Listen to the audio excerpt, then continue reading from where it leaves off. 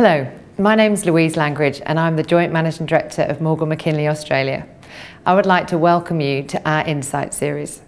As part of our commitment to add value to each of our specialist communities, we're delighted to bring to you this series where you will hear from market leaders in your industry.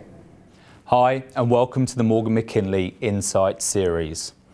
In this episode, we talk to Adam Scull, an Executive Director in Ernst Young's Sydney practice. Adam trained and qualified with Ernst Young, initially in the UK, and then relocated to Australia in 2002. From 2008 to 2014, Adam worked for Qantas in a variety of finance roles, which progressed him to Head of Finance for one of their largest business units. Earlier this year, Adam made the decision to rejoin Ernst Young as an Executive Director in their valuation and business modelling team.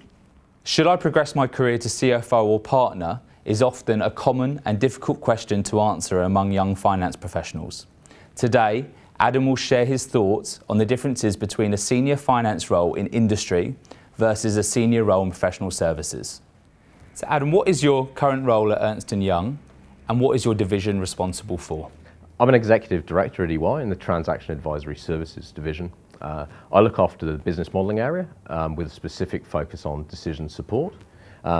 What that means is we effectively assist a range of corporate clients and government entities with effective decision making across all aspects of those areas. So that can start from being more of a strategic planning type aspect, capital allocation, and then more into I guess operational efficiencies and performance. It could be a mixture of forecasting, budgeting, operational research for more non-financial aspects of that as well as business case development. I do focus on a few industries specifically. A lot of my background relates to mining and resources, private equity, and obviously given previous roles, transport and logistics is also there as well. But again, there's a requirement for us to work fairly generally as well. There's a lot of commonality between the sort of analysis and the work we can do and I guess a range of industry groups. So we will work across different industry sectors as well. How have you found returning to the Big Four environment after a 6-year period? No, I'm pleased to say it's actually been it's been a relatively easy reintroduction, to be honest. I think one of the real positives I think about having that Big Four sort of education and training is that I think you are used to having to be flexible and adaptable in terms of your work, having to work on a range of different clients and industries as you go through that training, and I think that certainly helped me transition from, originally going through working as a Big Four, stepping into a very mainstream corporate role, and then transitioning back into EY. I have found it. I found it positive in the. I think I've found that a lot of the real positives around the sort of the culture and the approach to work, I think, is very consistent since I was there last, and I think that's been very nice. Yeah. I think one of the major challenges I've had going back in has been around having that mindset shift, and I think it's trying to, whilst it's been valuable, seeing things, I guess, from the other side of the table.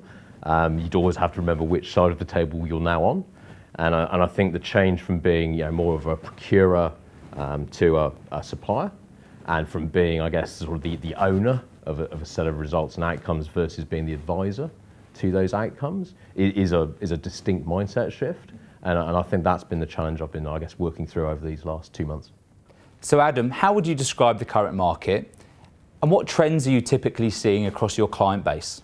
I guess put in the context of relatively recently returned, so only 2 months of track record, but it's interesting actually. I've been seeing, I guess we could feel this out in the market more broadly, even whilst I was out at Qantas, that I think there has been some improvement in general levels of confidence, and certainly around transaction activity.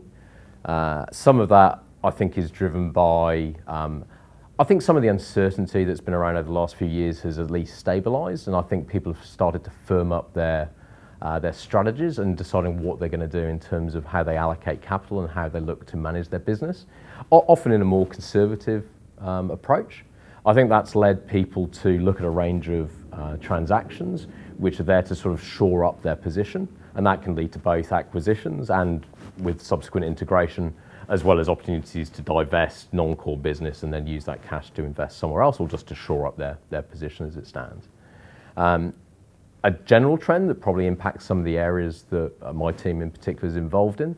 So we would do a range of work around sort of business modelling. A range of that work involves, I guess, more traditional sort of Excel-based tools.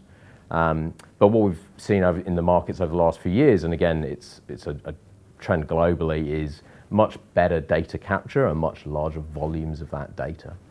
And what we've seen is I guess the need from clients that they have a lot of this data, they capture it well, they're starting to get a meaningful set of sort of history to that data sets, and actually taking that data and doing meaningful analysis with it is of distinct value. And I think that's one of the areas that my team will be involved in. I think it's the so-called big data aspect, where you can take significant data sets and use that to interpret previous performance and look at opportunities to maximise going forwards. So Adam, given that you've worked as a divisional head of finance in industry and now as a senior consulting professional, what advice would you give to young finance professionals looking to climb the career ladder today? Look, I think there's a few different things that are important. I think at the start of any finance career, I think having a breadth of experience is invaluable. And I think the opportunity to, if people can dip their toe into different industries or different roles, I think that's a really good base. I think as people progress up through into more senior roles, and I think this applies equally for, I guess, a corporate role as well as an advisor role, and actually for corporates seeking to use advisors, I think the same applies. Technical expertise is really a given. I think people expect you to have a certain skill level, and that's the base that you're starting from. It's not something extra that you're bringing to the table, it's a given. I think there's a lot around your personal brand and what you stand for, and people are going to have to want to work with you, and they've got to see value in what you can bring to the table. That'll be a mixture of maybe less of the technical skills and can be around more integrity, how you approach work, reliability, and one of the things I think is key, again, applies in both spectrums, is around what I call either your network or your connectedness. And that's a combination of a couple of things. I don't think it's necessarily the fact that you know everyone, but I think it's more you know the right people. And by that I mean, in some cases, you can't know everything. But if you know the right person to talk to actually keep everything moving along, that's a critically important skill. Similarly, it's around influencing and knowing how you need to, what you need to really do to get projects done or delivered. And some of that is about knowing the right people and how you work and influence those people. The best bit of advice I think I got, and this was probably a few years ago, and I wished it was earlier in my career, was to really think about everything that you work through. And it can sometimes be challenging when you're, particularly in corporate roles where you do have a number of day-to-day responsibilities, certain timings, to really step back from the role that you're doing and try to always think about the best practice solution. And I think it's really what people buy at a senior level, again, from a corporate finance recruitment process or into getting an advisor to come into your business.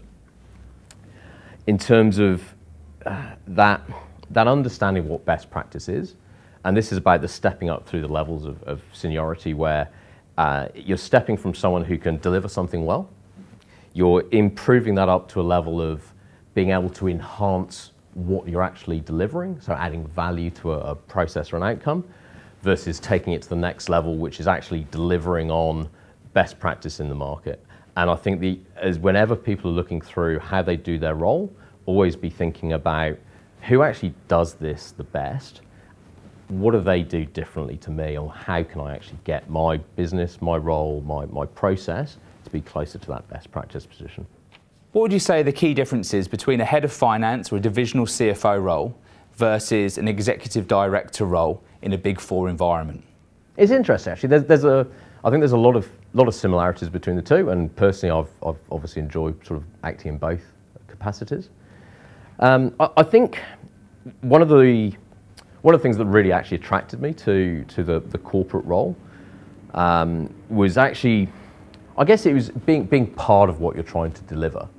I always remember, and I think I did actually say this at the time, of I've spent a number of years working in M&A, and the challenge I always found around, or the disappointment in a way with M&A, was you work extremely hard on a project, you work through to completion, go off, have your champagne, and then you just walk off.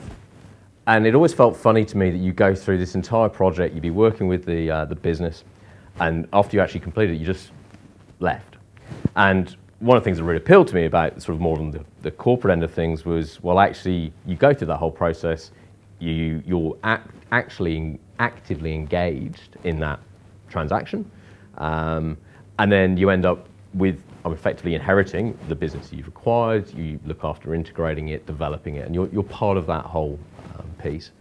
I will say the integration piece is actually quite hard work, so I probably have to disclaim it slightly for that. But I think that's one of the aspects that to me I really enjoyed about that sort of role. I also found it to be, I guess, and this can be a positive and a negative, in a sense of the corporate role will tend to be a bit more bound by some certain events are regular.